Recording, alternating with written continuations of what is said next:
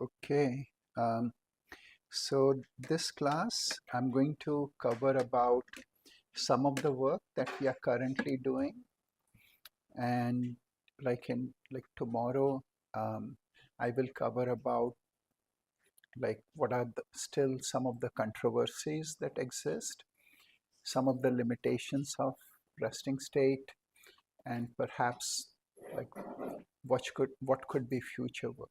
Okay, so there are like this would be like three areas that we have been working for the last few years. And one is understanding the relationship between physiological and neuronal fluctuations at high frequency, right? As we have discussed, the fMRI signal has low temporal resolution, and with fMRI we get data typically once every 2 seconds, right? So if we get data once every 2 seconds, then our Nyquist bandwidth is going to be only 0.25 hertz, right? So in 0.25 hertz, we can only see, the low frequency fluctuation and the respiration signal. All other signal are going to be, aliased. So how can we process the data? What could we do? Also, thank you so much. The second is about dynamic connectivity. Um, like yesterday and day before, I have tried to explain that the connectivity pattern between two regions, um, while we are getting correlation, that correlation is dynamic in nature and it changes as a function of time, right? Um, like what can we do with that information? And the third thing, which I'm like the original resting paper, state paper that I'm getting a lot of trouble publishing is looking at functional connectivity in the white matter. Okay, so the first is that, as I mentioned, um, this is the frequencies that is observed in electrophysiology, right? You have the delta waves, theta, beta, gamma, the like there is, fast and then ultra fast, right? However, with resting state, we only are using frequency up to 0.1 hertz or a little higher than zero point 0.1, right? So most of the fMRI study have used 0.01 to 0.1 hertz, right? Because of the sampling. Now there has been different pulse sequence like multiband technique, and with multiband you can collect data at a much faster rate, right? So instead of one volume every 2 seconds, with multiband you can perhaps collect data every 600 or 700 milliseconds. So instead of one time point every 2 seconds, you can get 3 time points every 2 seconds, right? So one can look at the higher frequency. At least we would make a slightly better improvement in this region. In electrophysiology, these between 0.0 and 0. Like this band, there are 4 frequency ranges, right? Slow 4, which is 15 to 40 second. Slow 3 is 5 to 15 seconds. Slow 2 is 2 to 5 seconds. And slow 1 is 0.7 to 2 seconds. So with multiband, we can look at all these frequency, right? So then like an obvious question is that, how is the resting state signal, right, distributed? I had told you that everything is below 0.1, but as we collect more data, can we subdivide that information? And would there be anything significant as we collect data at a faster rate, right? So here what we see is the slow 5, right, which is between 0.01 and 0.027, right? So this is FEF, frontal eye field. This is PCC. These are like two common areas where we have shown connectivity before. So we can see the connectivity then for slow 4, which is between 0.027 to 0.073. We can see connectivity pattern between 0.073 and 0.198. We can also see connectivity pattern. However, as we go beyond that, there is still connectivity pattern, but it is not as strong, right? And whether it is due to, low signal to noise ratio, because there would be more noise in this range, or whether this represents some unique pattern, this remains to be seen, right?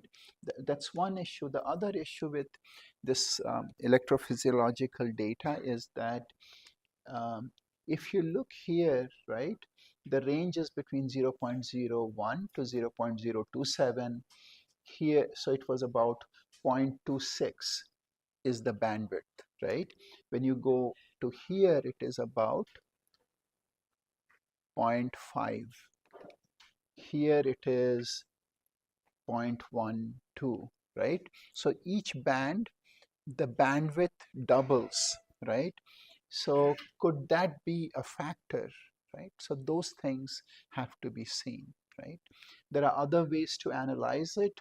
One could simply, like, rather than using electrophysiology, if we have data till 0.5 hertz, one could just do 0.01 to 0.1, 0.1 to 0.2, 0.2 to 0.3, 0.3 to 0.4. So that would be making the signal equidistant, and then one could also analyze this. Right.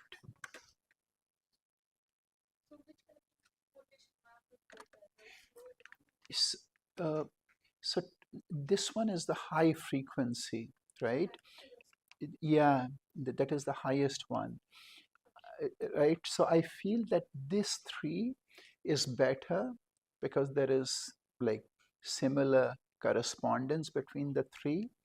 Here there seems to be slight reduction in the connectivity pattern, both for slow 2 as well as slow 1.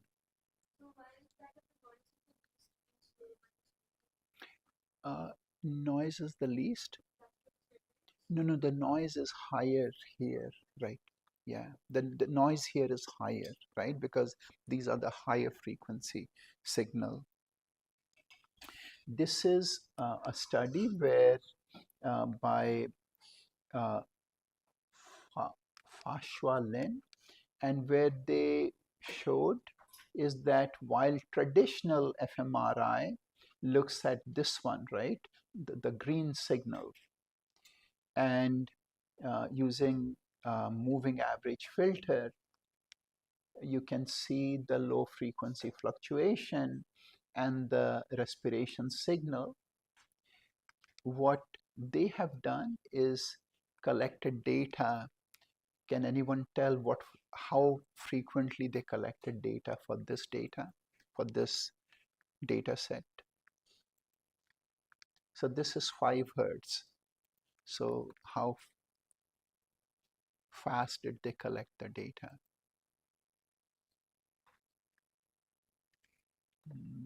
I think we had discussed this in the class, right? If my heart rate is 1 hertz, then I have to collect how many time points? 2, right? So for 5 hertz, how frequently do I need to collect data? Maybe Surya? Very good. So you have to collect every 100 millisecond. So this is how they collected the data, right? And what they showed is actually quite interesting is that, so this is during task. You can see that, so during task, there is a slight change in their respiration signal. Also, there is a slight change in the heart rate. And some of the EEG literature suggest that, during task, especially, fearful images and so on, it can cause a difference in like respiration or heart rate. So as if one could collect data at a much faster rate, then one would be able to not only look at cognitive changes or more like changes corresponding to the task, but one could also look at the underlying physiological changes if there is any significant change occurring, right? So again, example would be if you are to be given painful stimulus, right? So maybe when the stimulus is given, you would get a response in the corresponding brain region, but maybe the heart rate or respiration rate may change also because of, you know, anticipation or other physiological factors. Okay.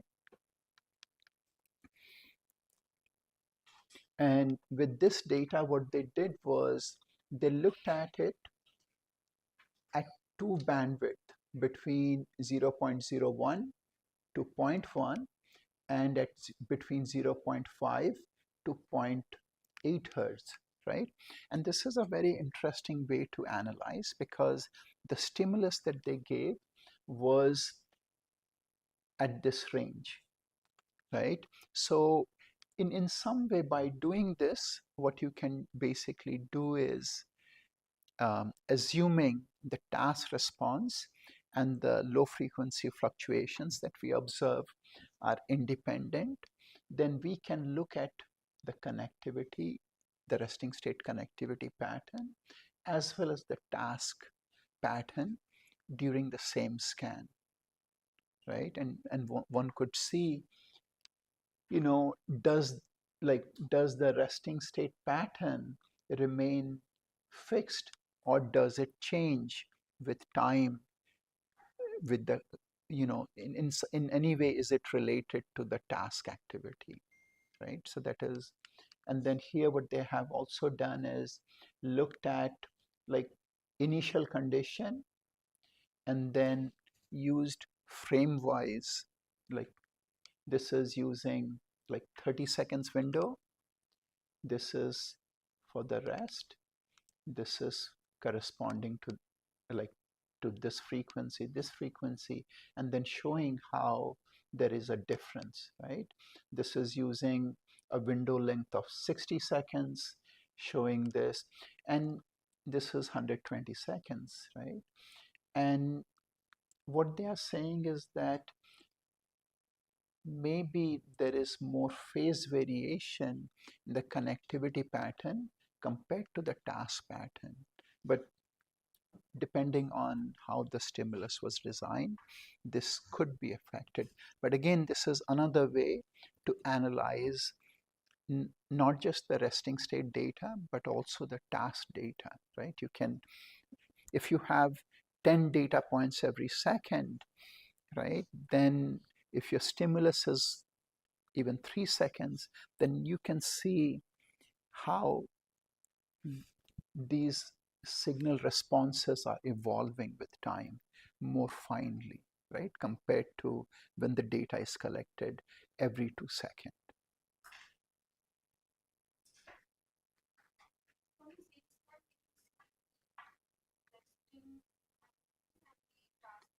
Right, right. Right. So in because again in this study, the way they have defined is that they have said the resting state is in the low frequency, right? That's what we have assumed. But the stimulus they have designed at a higher frequency, right? So the frequency at which the stimulation was done is at a higher frequency. So this is one way in which one it can be studied at two different frequency. This is again like using this is from another group. This is work by Vesa Kevenimi. I had showed his work before.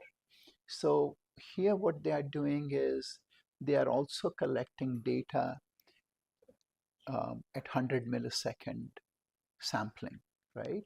And what they are saying is that this is the very low fluctuations, like these are the fluctuations from which we can generate the resting state network.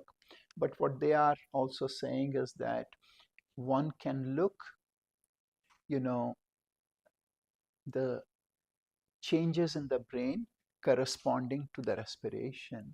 And this is showing the respiration, right? So the respiration, as I have mentioned, would be more sensitive to flow changes, right? So you can make a map which corresponds to the changes in respiration, fluctuations, and correlate on the whole brain and then show which regions are more active. Okay. Similarly, you can do for the cardiac, right?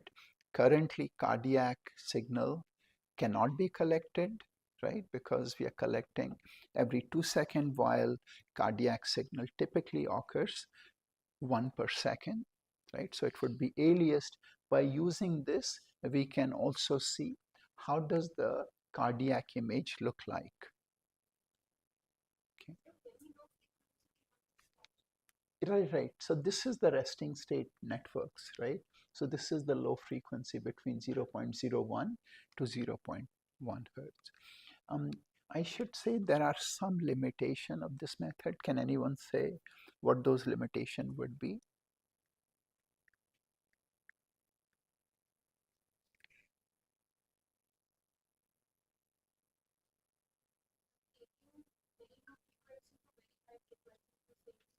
Mm-hmm.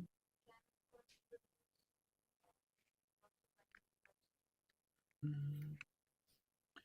So, um, okay, so maybe let's go back. Let's think back of the original image, right?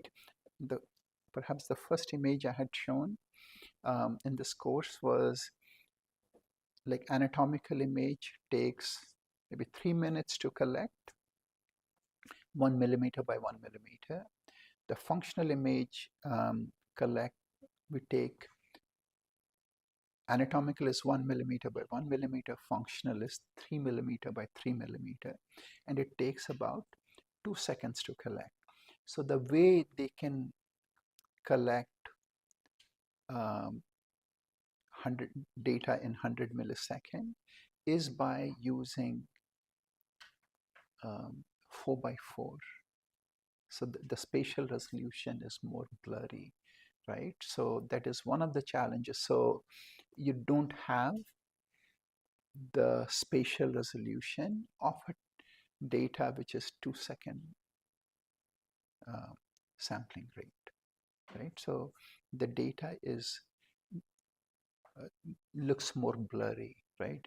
You cannot that easily find anatomical locations, but nonetheless these are fMRI data and you could process them.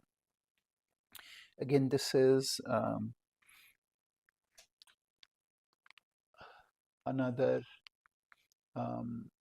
this is like task activation. So they call it, so now they're calling this MREG, right? Like MREEG. So MREG, and this is CHE is cardiovascular hemodynamic and envelope, right?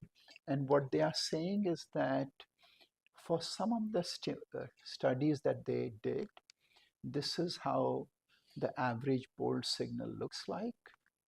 And then for the same region, right, when they look at the cardiac signal profile,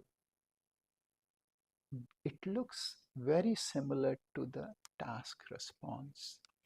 In fact, they are saying that the bold has a 1.3 second lag compared to the cardiac hemodynamic envelope. And so maybe that is how we can better, for different brain regions, we can have a very precise information about the delay, right? So now when someone does, let's say, finger tapping, right, the idea is there is a specific brain region called supplementary motor area which first lights up, and then the motor areas light up, right? Because the supplementary motor area tells that, okay, you have to do this. But that delay is maybe 300 millisecond or so. And by able to do these kind of studies, you could look at temporal delays between different brain regions. So this is for task. We could also do the same thing for resting state scan. Like this is an area which is rapidly evolving. The other assumption about these studies, I should say, is that in statistics, we make the assumption that the data points are independent of each other, right? That is how we compute the statistics. In this case, even when we collect data at 2 seconds, right, the data points are not independent of each other. There is some dependency, there is some autocorrelation. In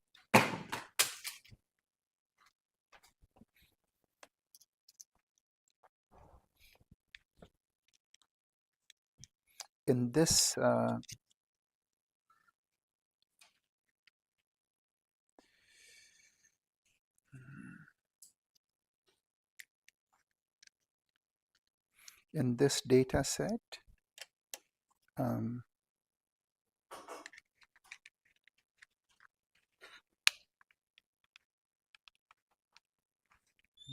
think I will keep it. So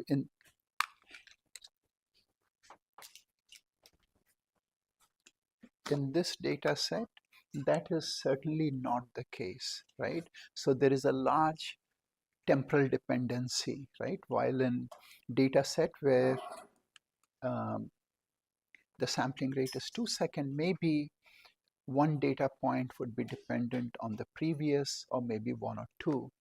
In this case, it may be like 10 or 5, right? So there is more autocorrelation which is present in this case.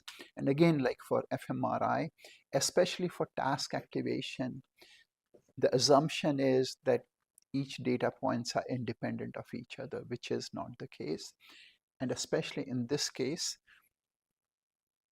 that is not the case. Okay. The next thing I want to cover is modulation of functional connectivity, right? As several of you had mentioned yesterday and day before yesterday, like when we scan someone, there are so many factors, right? Maybe they are a little nervous, maybe they are thinking about food, maybe they're bored, maybe some may fall asleep and other things. And so as a subject lies within the MRI scanner during a resting state study, they may experience a variety of cognitive states along with changes in emotion and variable arousal levels, right? And accepting we don't know what will happen when, right? So we have no idea. And it happens that, when we look at correlation between different regions, there is functional connectivity. But to look at this variability, what has been done is called dynamic connectivity or slide.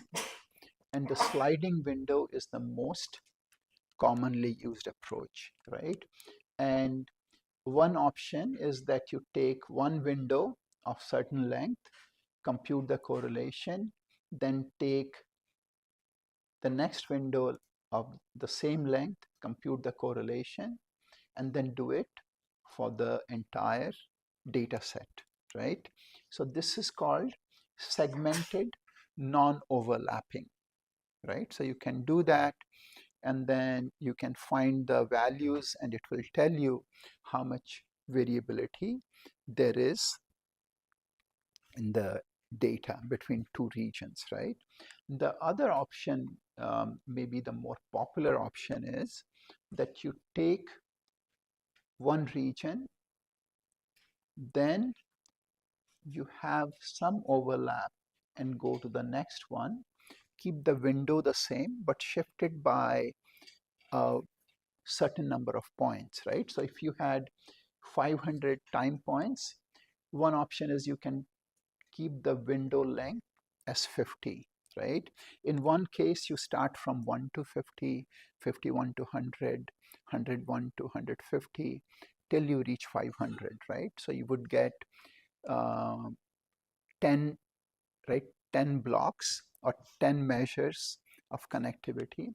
The other one would be you start from 1 to 50, but then you can move it by 3 or even 1. Then it would be 1 to 51, 2 to 52, 3 to 53, all the way to 500. So in that case, how many windows would you get? Much more, right? You would get something like 450, right? Because you're shifting only by 1 point.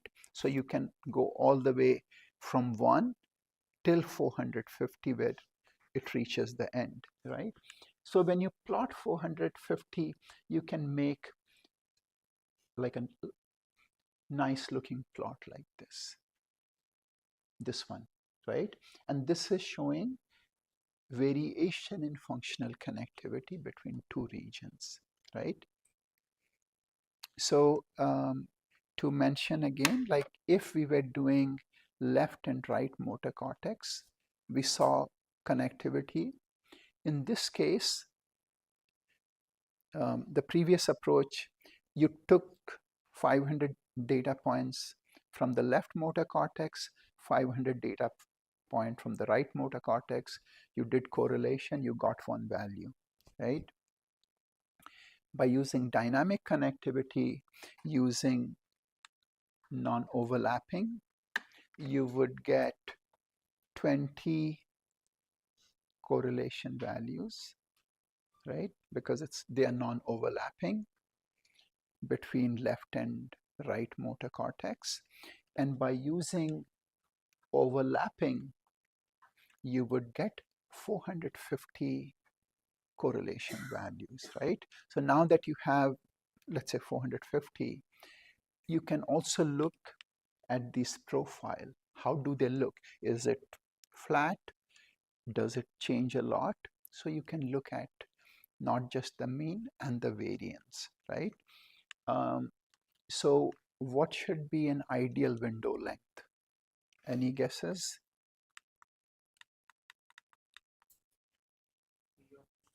Hmm? 3 or 4 data points. What would happen if you correlated left motor cortex 3 data points with right motor cortex 3 data points compared to 500? Hmm? Would it be negligible or would it be too noisy, right? So what would happen if you used 50? Is 50 okay, or should you use a different number?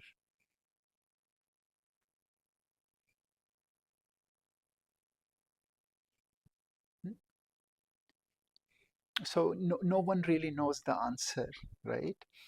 No one also knows what the steps. So this is called the window length, right? The length of the window. And this is called the step size. So both are variable. And many people use different window sizes. And there is no consensus in the literature as to what should be used, right? And you can anyone explain the reason why?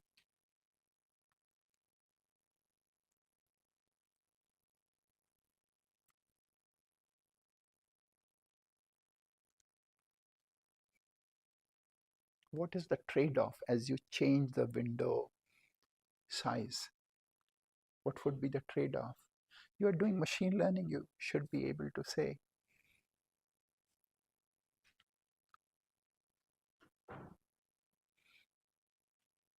By changing the window length, like, so by changing the number of data points, what happens? You are introducing more noise or uncertainty, right?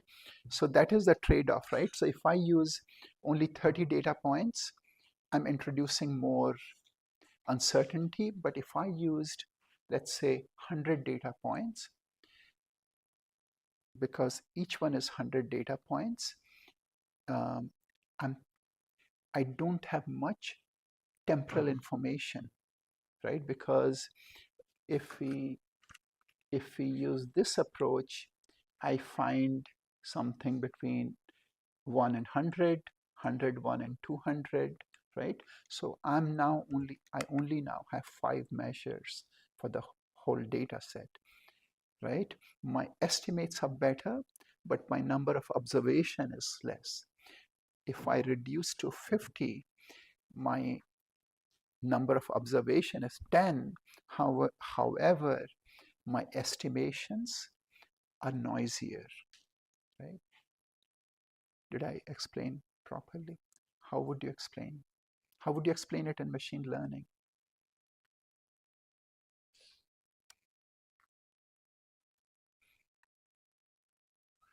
Okay. Yeah. Hmm? Right. Right. Right. Right. Okay.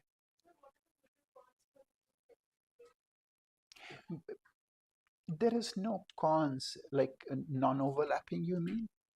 No, non-overlapping doesn't give you enough data points, right? It won't look like this. You will get like measures.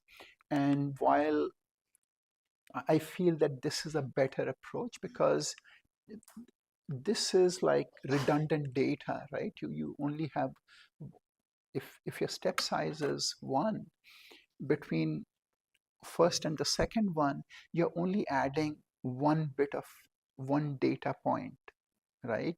So they are highly redundant, but you get to make like figures where you can see like a continuous kind of thing. Yeah. Any other question? Right. So people have come up with many different approaches, and right, one is called cap analysis. The other one is called the QPP, like someone had mentioned in the class about, was it in the class? Like quasi-periodic, when you assume that the signal is not exactly periodic, but kind of. So then you describe it as quasi-periodic. And so with cap analysis, you take one data point and then you find images in the time series that would match, right? So it is done on one data point, and one can see how the profile is. In QPP, you look at the quasi-periodic structure of the data and then try to infer about how does this change as a function of time. Again, in both the cases, we are looking at the dynamic structure of the data. So, so another way that this is done is that, okay, this is between two time point, but you can do for every region with every other region, or even every voxel with every other voxel, and make a correlation matrix like this. And then for each time point, you can generate a series of correlation matrices, right? So from the matrices, you can then say that, okay, this is my 5 regions and these are the values, and then you set the threshold, and then you binarize them, right? And once you binarize them, you can, one approach is to plot them in this fashion, where it's a binary image, so it's either connected or not connected. This one is they are connected, but it also represents the strength. You know, if between C and B it is 5, right? C and B, it will be a thick line, right? Between B and D, it is connected, so it is also a thick line, right? If the connection is low, let's say between B and E, okay, it should be a thin line, okay? So the correlation values would represent, and this is just showing. I should say that this approach is used in fMRI, but we have to make slight change, right? Can anyone tell what that change has to be? I will give you a hint. The range of correlation value is between -1 and +1, right? Based on that information, will we be able to use these approaches that I just showed?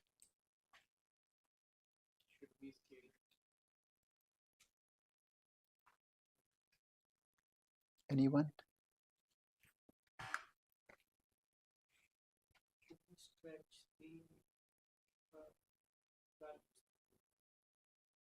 What do you mean?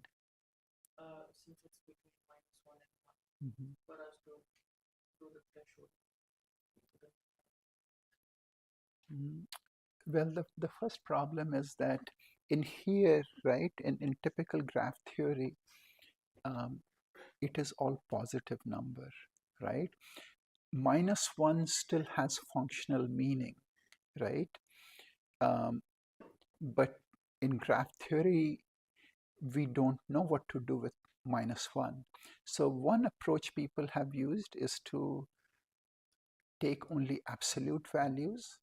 That is one approach, that, okay, you know, whether it's plus 0.9 or minus 0.9, they both are equally significant and we should take them as 0.9. The other approach which some people have used is that they ignore the negative value and only take the positive value. So, but now more and more people are taking the absolute value, right? Again, if someone could find a way, because when you take the absolute value, it also has challenges, right? Because 0.9 and -0.9 are different. They convey very different, perhaps very important information, right? And how to take that into account and process, like, if anyone can find out, would be really, really good. So then what is done is from these measures, one can find a number of graph theoretical measures like centrality, node strength, local efficiency, clustering coefficient, small worldness, right? And this is just like an example, right? So this is like a regular network, right? So in this case, the clustering coefficient is very high in a sense that you can connect from any point to any other point, right? In this case. But the average short path length is also very high, right? It would be, if we give the airport example, can someone explain to me what this one would be? How would we explain this one versus this one versus this one?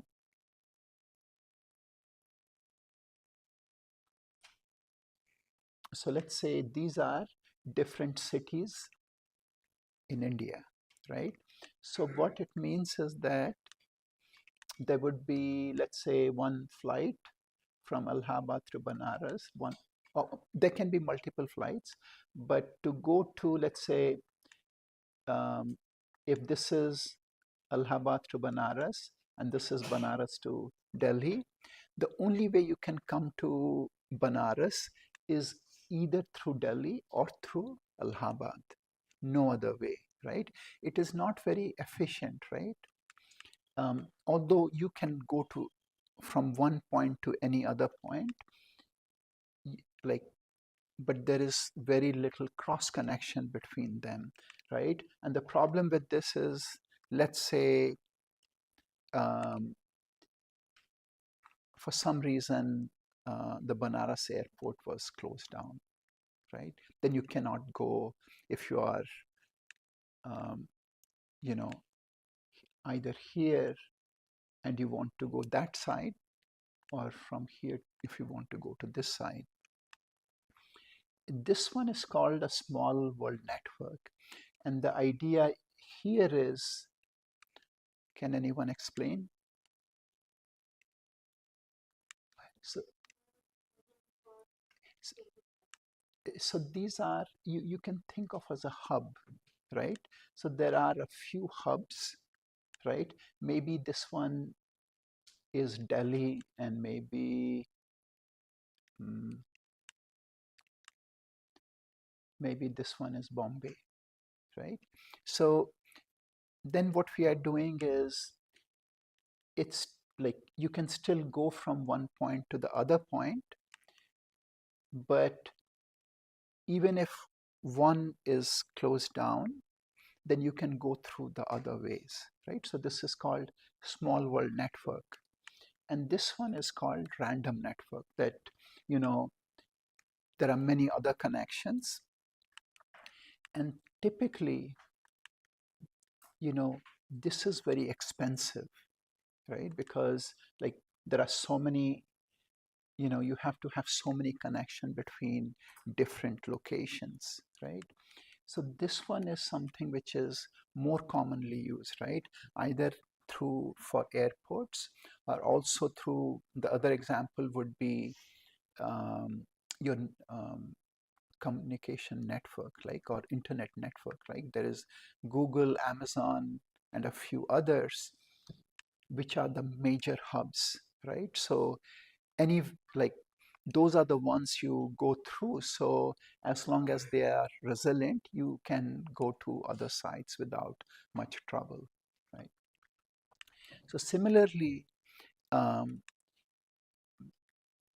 brain has been shown, again, this is a whole topic in itself, so I'm just very briefly covering, but I can, if someone is interested to know more, I can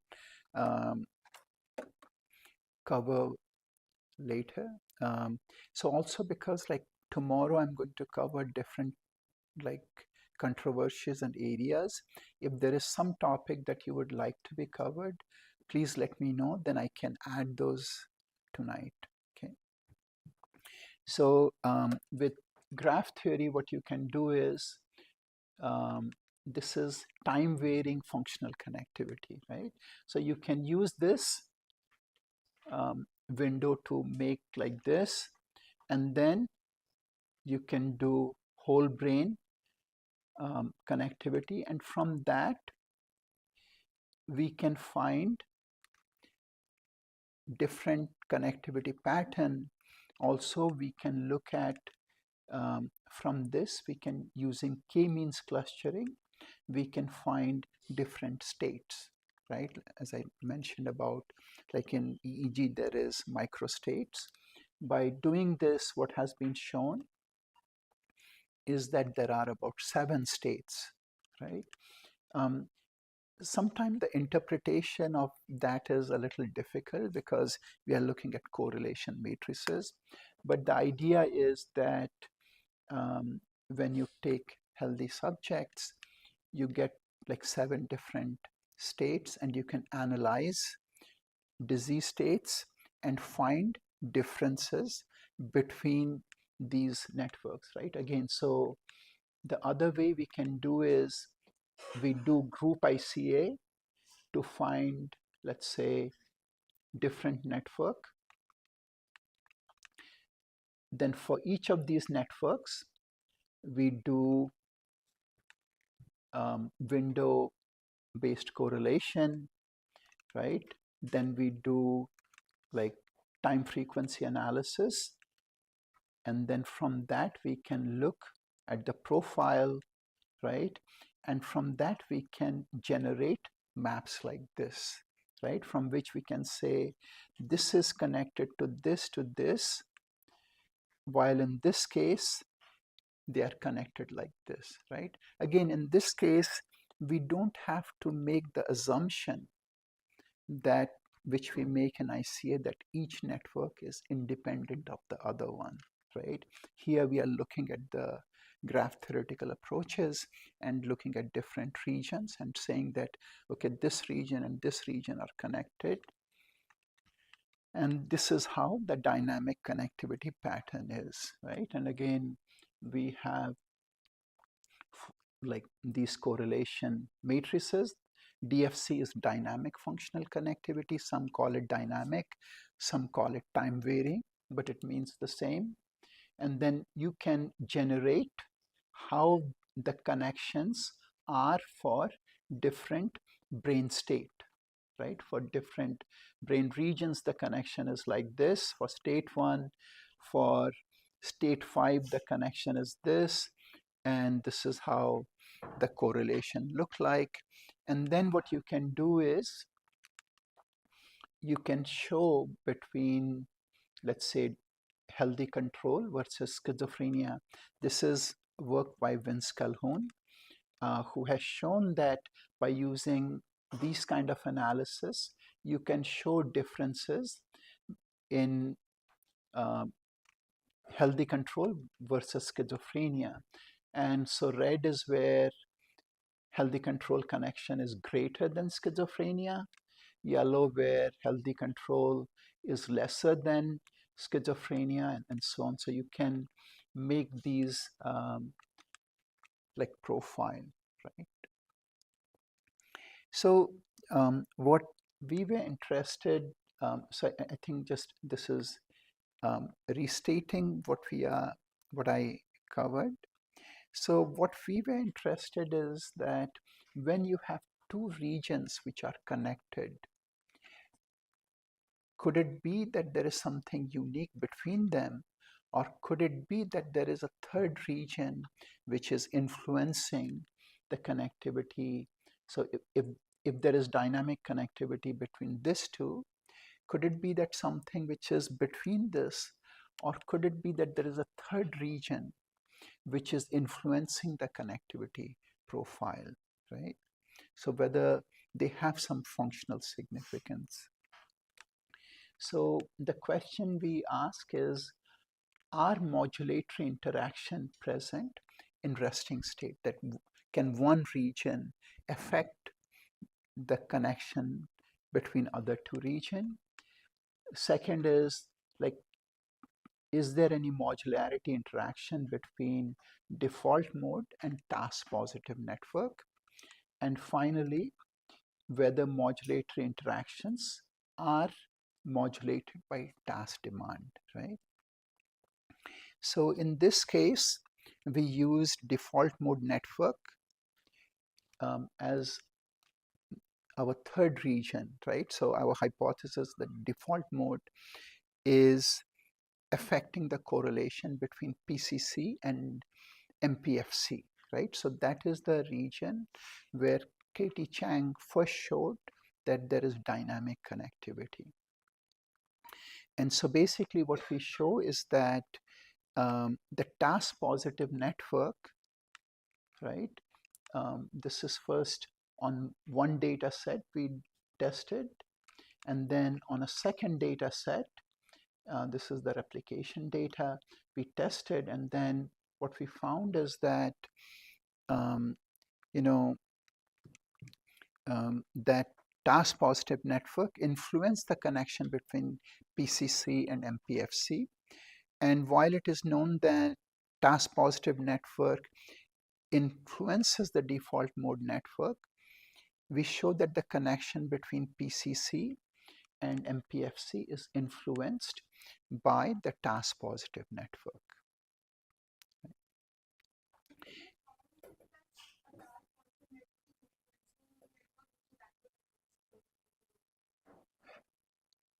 So, so that is the assumption people had made, right? That they had labeled them as task positive, task negative, and so on. I feel that maybe one can be not so stringent about the definition, and that based on the task or based on the brain region, we can see which regions are getting influenced. Did I answer your question? Yeah. So the next we wanted to see is that while that one was for um, a region within the default mode, here we are looking at um, across different networks, right? Like which regions are influenced when salience network and default mode network have connections, right? And this shows a fairly large region that salience network influences the connection between the default mode and the task positive network. And then this is a very simple task of eyes open versus eyes closed. And by doing this kind of analysis, what we show is that the left thalamus, right, versus the left calcarine sulcus, those are the regions which are involved in eyes open versus eyes closed. That is the only difference we see. That is why when you had asked like whether one should do eyes open or eyes closed, in my opinion, it doesn't matter that much. There are other issues, but within brain, it's okay. So then by quantifying this, if we were to quantify, um, what we show is that this is the somatomotor network, right? Default mode, occipital, and so on. For the different brain regions, both within and between, the connection is highly complex, right? So then we came up with this hypothesis is that if such complex interaction is occurring during resting state, what could be happening during task, right? And could it be that there are more widespread regions activated by task which are not detected by traditional methods, right? And as I have said, when you use GLM or correlation analysis for task activation, even before you have analyzed your data, you have made an assumption. And the assumption is that your response will behave in a linear fashion, right? So what we did was we used two data sets, the Human Connectome project and the UCLA data. Uh, I'm going to upload all the slides, so you don't have to. Okay. So we used the data from the Human Connectome project and the UCLA data, and we investigated 7 tasks, right? And we performed whole brain analysis, right? So this is like the definition of functional connectivity. There is a fixed, right? And then there is beta 1 x plus error. Like this is the definition for GLM. For regression model with multiple condition, you have beta 0. This is the physiological interaction. This is the psychological interaction, right? And what we are trying to do is study this, that could it be that there is this interaction that we are not capturing with task activation. And these are the different tasks that we used, right? Emotional task, gambling task, language task, relational task, social cognition, working memory, and then stop signal task, right?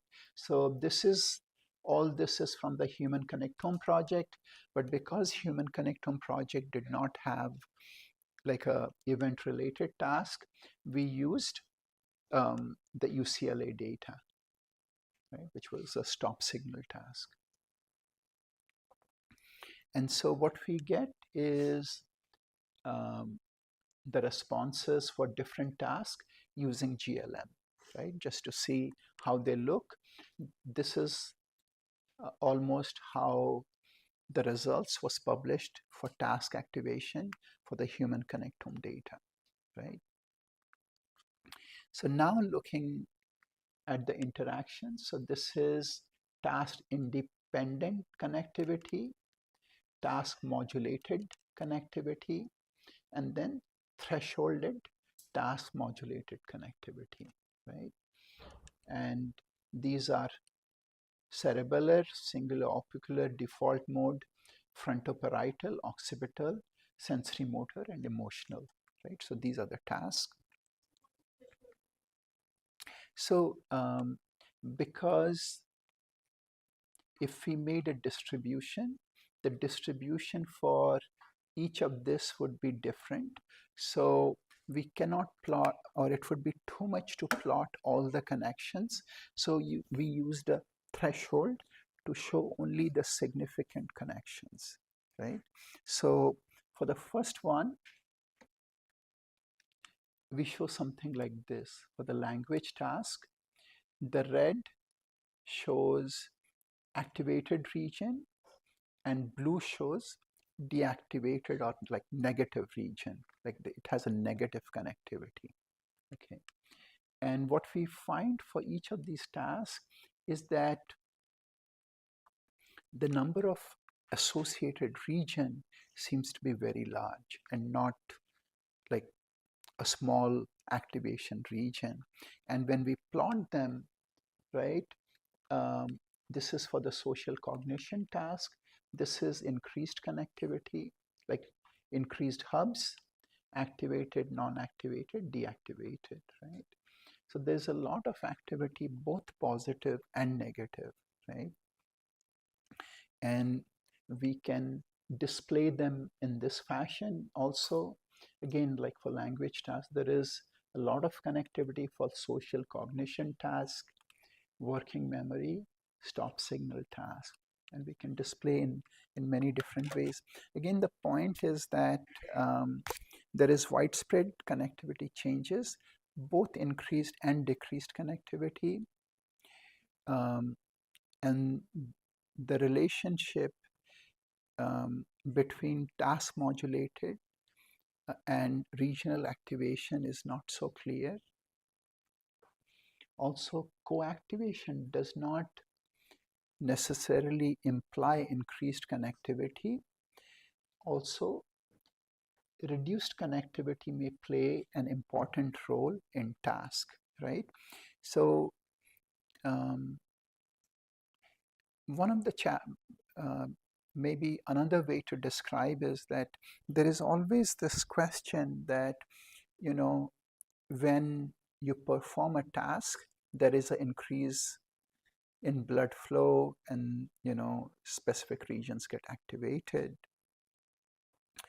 But that increase in blood flow that happens, is it, are there other areas which are getting compensated, right?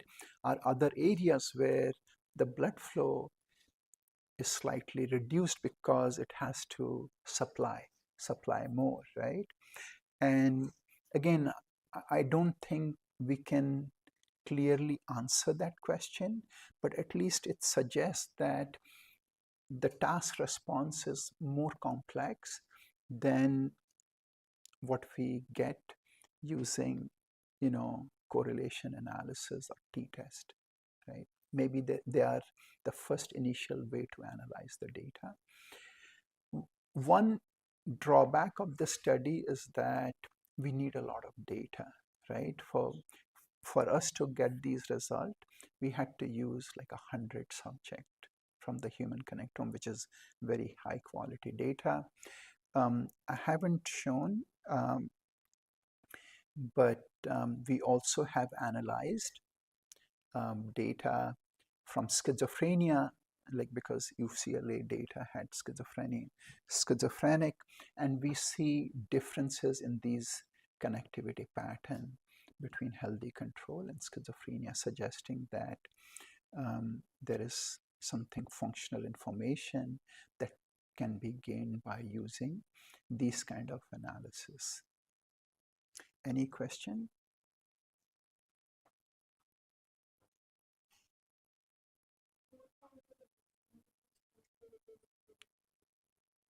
Right, right. Yeah, yeah. And again, I think I can give you examples, right? Like maybe you can think of better examples where um, if you had, what would be an example? Let's say if I'm driving in a snowy road, I don't want to talk to anyone. Like if someone calls me, I won't pick up the phone because I want full attention, right? And maybe talking would um, like reduce. But if I'm driving on a highway without much traffic, then not a problem, right? One would be bored and perhaps one would like to talk to someone, right? So the challenge is like to understand, like for different tasks, you know, um, how are they getting, how are the connections getting affected? If maybe those of you who have psychological background can think of a task where you could change, right, would be very interesting way to um, analyze the data. All right. Any other question?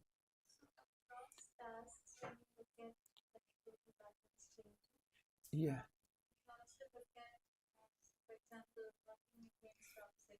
Right. Right. Right. I haven't looked at it, but we can certainly look. We can find out, like looking here. Um, so maybe the last topic I want to cover is white matter connectivity. So I had told you like how my initial papers got rejected. So I'm facing the same trouble again now on this topic, right? And so far what we have covered, right, in fMRI as well as in resting state, what we have assumed is that all the signal is from the gray matter, right? From the first day, that's what I said. Like in the gray matter has good vasculature, there is good blood flow, there is neuronal activity, and when you perform a task, there is an increase in signal intensity. Um, uh, However, the brain, right, about 50% of the brain is white matter, and the other 50 is gray matter, right? And in certain cases, um, like with age, right, with every decade of life, it is the gray matter which deteriorates first. Um, and the idea is that should we be ignoring the white matter, right? So there is a whole literature as to what to remove, what is a noise source in fMRI. And a very common approach has been to use the CSF, average CSF signal, in addition to the motion parameter, the average CSF signal and the white matter signal as signal of no interest, to basically suppress whatever you get in like white matter, right?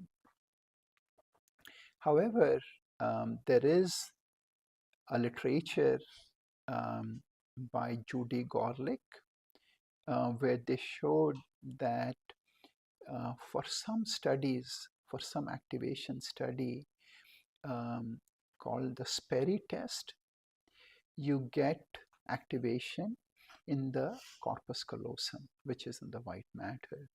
And there is another test called Poffenberger, where also you see activation in the corpus callosum, which is the white matter. Right, they do see some activation in the gray matter, but there is activation in the consistent activation in the white matter. There was another study by John Gore, a very famous physicist, where what they did was they did diffusion and then they changed the task load, right? One was a little easy, the other one was harder. And what they found was as the task load increased, the white matter, the activation, or not active, the white matter tracks, there was more signal there, right?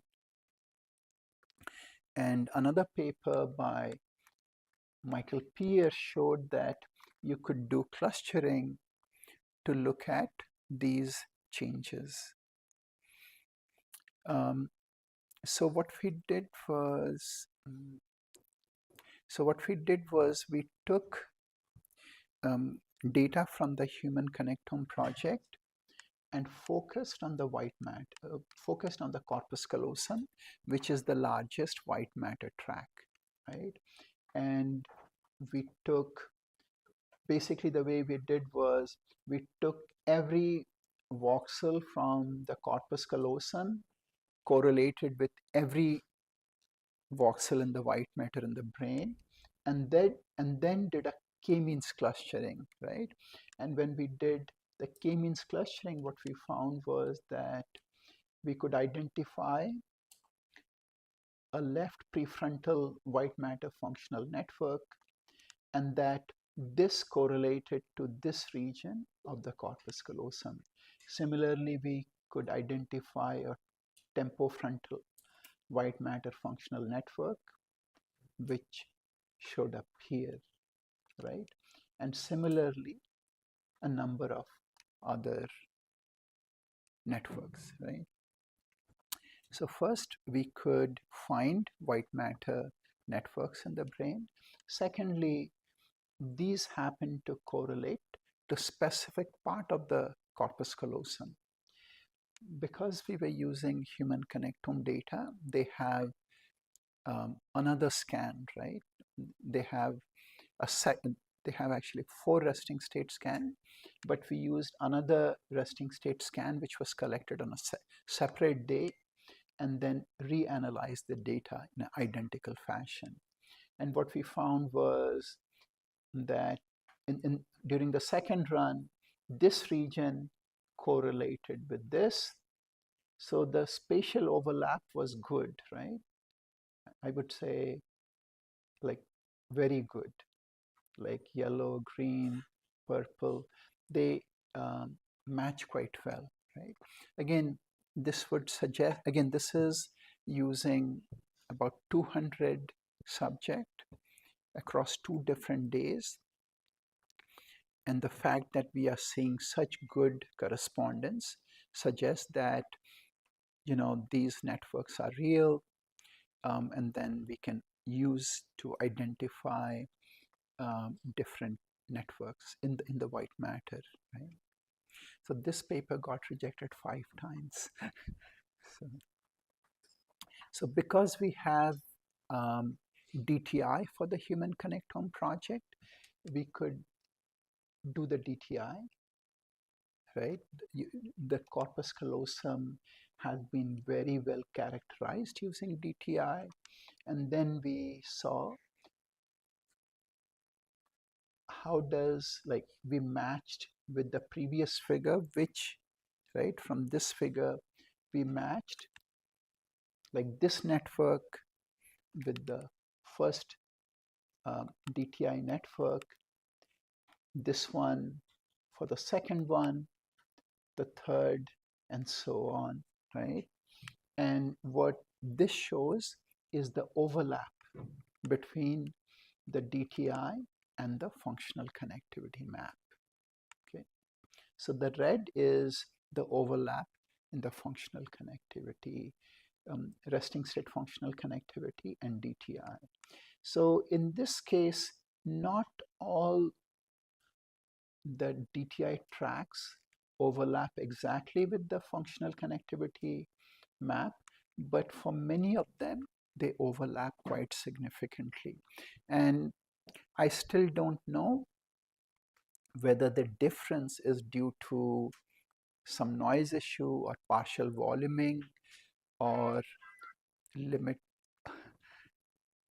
limitation of the DTI tracks the way it has been done, right? To further investigate, we wanted to look at the noise structure within the white matter, right? So this is the brain white matter network. This is the random network. And again, suggesting that these parameters, the fact that they are different suggests that the noise property is not due to random noise. This is a study by Huang, not our study, but where they showed they had very high spectroscopic EEG signal, the intracranial electrophysiological signal, and they looked at the white matter time series and then correlated with the stereoscopic EEG signal and showed that between 2 regions, the correlation was fairly good, right? And again, suggesting that maybe even the electrophysiological signal that they obtained has something to do with the, or can be modulated, or I should say, reflects the white matter signal. And so this is looking at the bold functional connectivity, and this is stereoscopic EEG functional connectivity. And again, like one is like it's not simultaneous and done differently, but nonetheless the correlation is significant, right? Does anyone have any questions?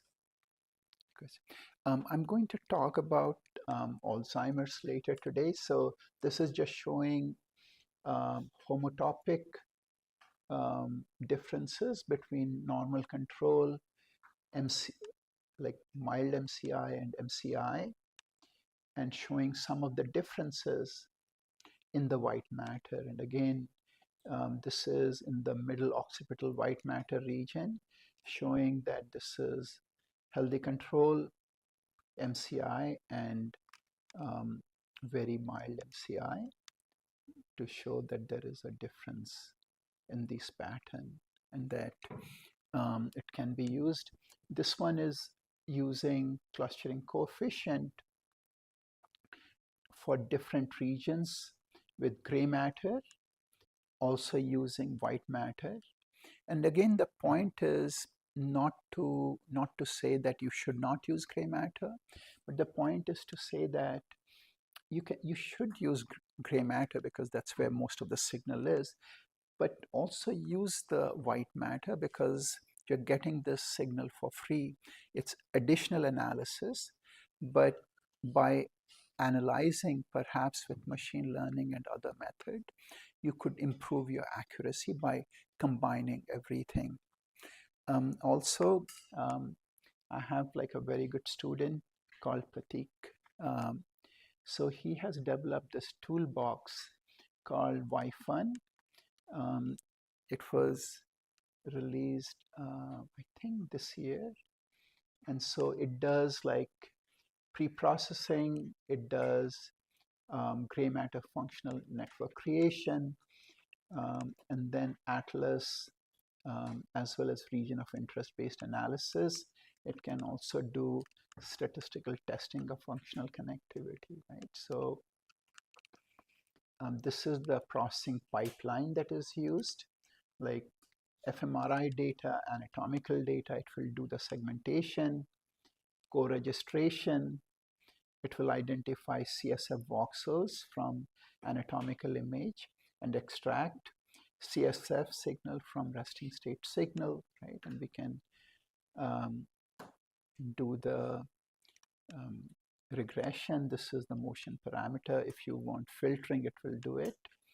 And then it will take all the participants, like it will create white matter mask, gray matter mask, and then it will create gray matter functional network as well as white matter functional network. Like this is like the corpus callosum, how they are related to different regions, right? So it can also do, once you identify the regions of interest, it can also do correlation analysis, right? And then once you have the different correlation analysis, you can do different statistics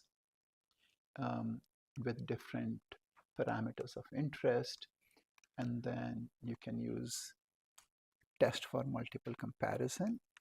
And this one is like completely menu driven, and you just need to click and then you can analyze the data. I didn't want you guys to use it because I feel it would be awkward to promote something we have written. So, but I really think that you should know a little, like the different things that you're doing in analysis method. And once you do it, then maybe running it by script is okay. But I feel that, actually, I strongly feel that you should know at least the steps and what it does, because I feel that maybe for the next analysis, based on the problem you face, only you can come up is like what is the best analysis to use, or what is the shortcoming of existing analysis method. And it can also create publication ready figures. So if you have any question, I'll try to answer. Yeah, so this one is MATLAB driven. However, we also have a Python based version. The way it works is that Pratik is writing all the codes in MATLAB, and there is a student from computer science who is writing making these the interface look just like this using Python and having all the scripts in Python. We would like to make everything in Python because it's, like so that you don't have to buy MATLAB and run. The challenge is that MATLAB is so easy to use, and there are many functions which have been optimized and work very well, right? And again, um, like I'm new to Python, and the student who is in computer science, um, he's good in Python, but for he's not very good in scientific programming. So it's we are all learning. If anyone wants to contribute, let me know.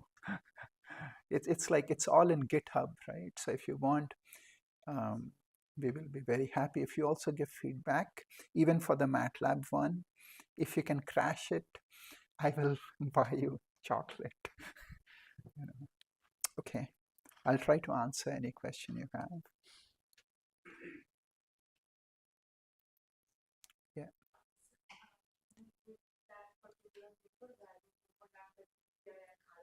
Oh yeah, yeah. So it was a neuroimage. Uh, yeah, 2020.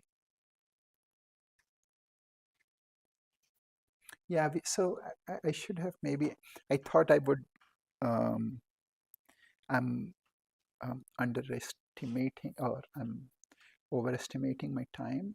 But we have used this for couple of disorders like schizophrenia and epilepsy, in addition to white matter. So there are others who have used it um, for, um, let me think, like schizophrenia, epilepsy, um, Alzheimer's. Um, we are trying to work on multiple sclerosis because multiple sclerosis has white matter lesion, um, and then aging also.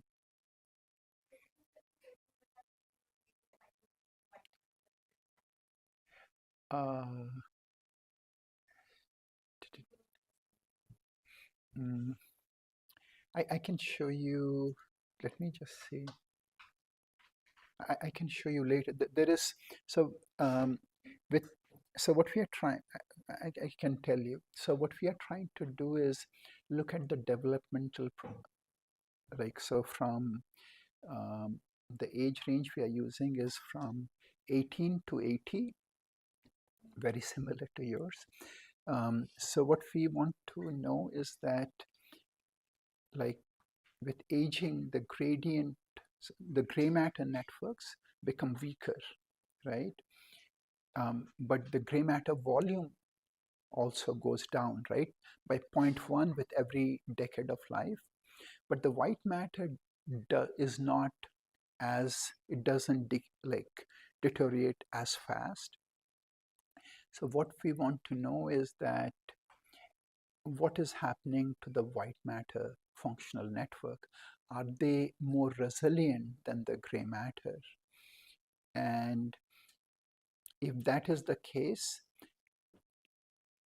can we use it in some way to predict the age of the person by using both gray and white? Um, I think that is, yeah, that is what we are trying. We are also looking at like development from like infant to like 12 or 13 years of age. I had mentioned like there is this ABCD data, adolescent brain uh, child development. Oh, so so in that, like 10,000 subjects are being scanned um, across 10 years. So from the same data, we can get uh, longitudinal as well as cross-sectional data, and then to see what is the developmental projectile.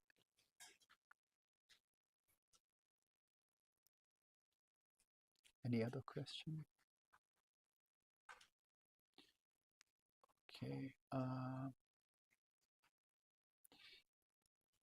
If you want, I can cover some work I've been doing on drug abuse, but it is up to you.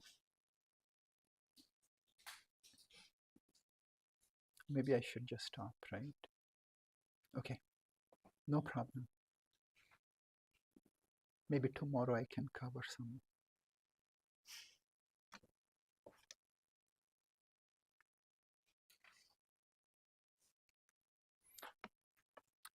How